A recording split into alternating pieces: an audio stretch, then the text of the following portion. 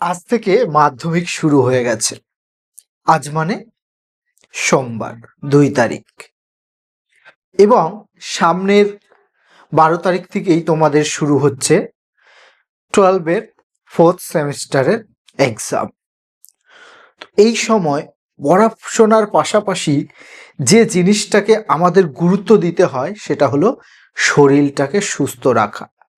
আমার যদি শরীরই সুস্থ না থাকে তাহলে আমি পড়াশোনাও করতে পারবো না, আলটিমেটলি পরীক্ষাও কিন্তু ভালো হবে না।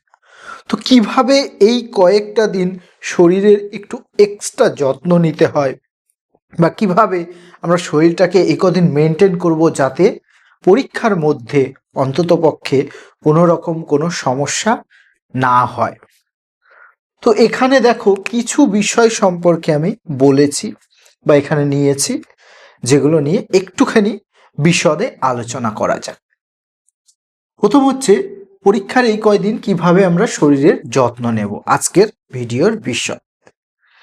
তাহলে সবার প্রথম যেটা করতে হবে আমাকে, অবশ্যই ঘুম কিন্তু ঠিকঠাক রাখতে হবে, যেটা মোস্ট ইম্পর্টেন্ট প্রতিটা স্টুডেন্টের ক্ষেত্রে। এই কয়েকটা দিন বিশেষত ঘুমটা তোমাকে রেগুলার বেসিসে 6 to 7 আওয়ার্স রাখতেই হবে। আর মনে রাখতে হবে, তুমি যত ভালো ঘুমোবে তত তোমার ব্রেন শার্পলি কাজ করবে।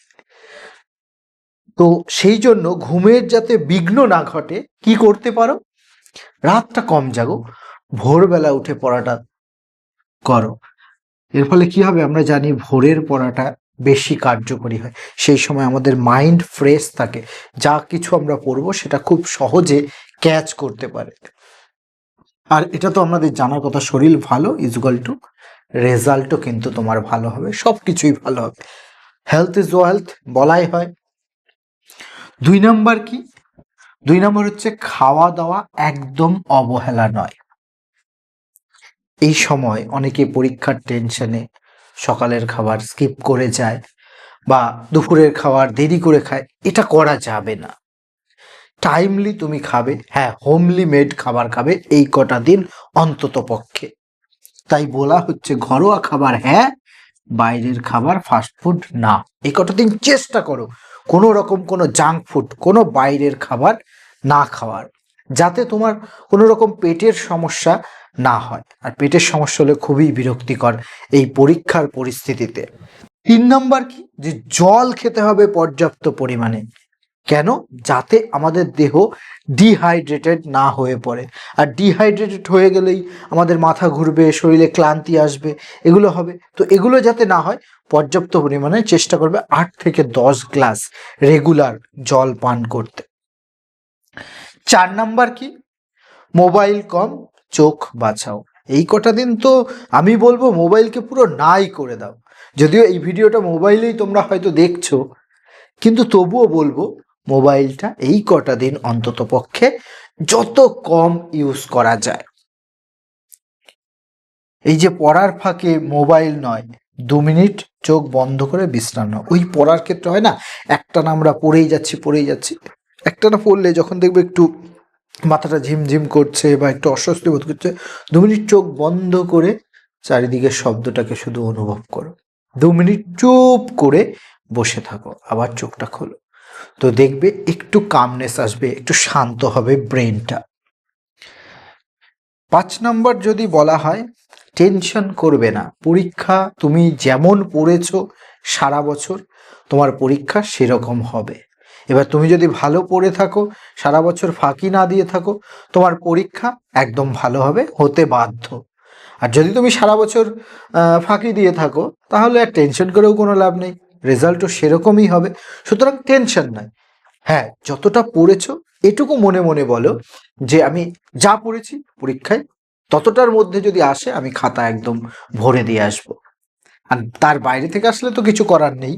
তো সব আসবে না, অর্থাৎ কমন তো সব আসবে না, আমি যা পড়ছি তাই আসবে না, কিন্তু যেটুকু আসবে, আমি যেটুকু পড়ছি সেগুলোকে ভালো করে পড়েছি এবং সেগুলোকে আমি উতরে দিয়ে আসবো খাতায় একদম পারফেক্টলি। 6 নম্বর কি, হালকা নড়াচড়া। নড়াচড়া মানে কি, মুভমেন্ট রাখো। ওই অনেকে আছে কি, সকালে উঠলো বই নিয়ে বসেই থাকলো, পরীক্ষার আগে পর্যন্ত সে পড়ে গেল, স্নান করলো, খেলো দিলো, স্কুলে গেল, পরীক্ষা দিয়ে আসলো, আবার বই নিয়ে বসে গেল, কোনো নড়াচড়া নেই, মুভমেন্ট নেই। কিন্তু আমাদের তো এটা শরীর, মনে রাখতে হবে, শরীরটাকেও নড়াচড়া দিতে হবে, বিশ্রাম দিতে হবে, মুভমেন্ট করাতে হবে। তো সারাদিন বইয়ে মুখ গুজে বসে থাকা নয়, কি করতে হবে, সকাল বিকেল চেষ্টা করো অবশ্যই, এখন কম করে 5 থেকে 10 মিনিট সকালে একটু হেঁটে আসলে, রাস্তায় 2-4 জনের সঙ্গে কথা বললে, বিকেলবেলাও তাই 5 মিনিট থেকে 10 মিনিট হেঁটে আসো। এর ফলে মাইন্ডটা যেমন ফ্রেশ হবে, তোমার বডির মুভমেন্ট হবে এবং সচ্ছলতা আসবে এবং তুমি এনার্জেটিক ফিল করবে।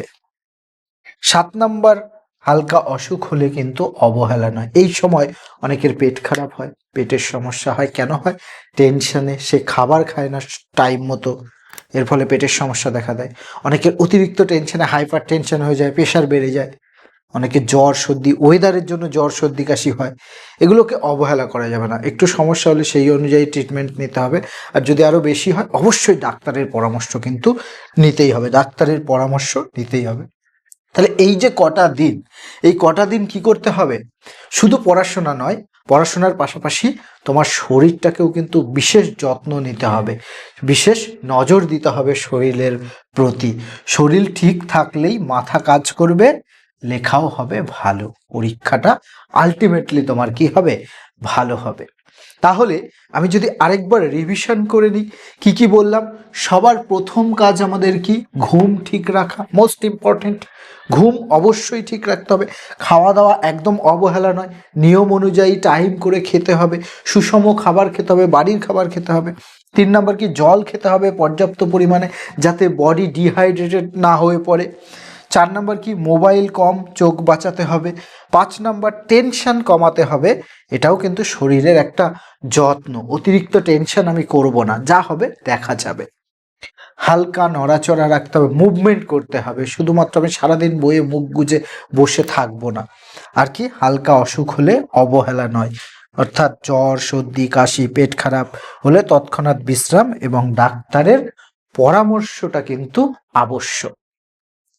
কালকে যারা বাংলা পরীক্ষা দিয়েছ তাদের আশা করি প্রত্যেকের পরীক্ষা ভালো হয়েছে এবং আজকে তোমরা ইংলিশ পরীক্ষা দিতে যাবে, আশা করি সব পরীক্ষা ভালোই হবে। তো বেস্ট অফ লাক, দেখা হচ্ছে নেক্সট ভিডিওতে।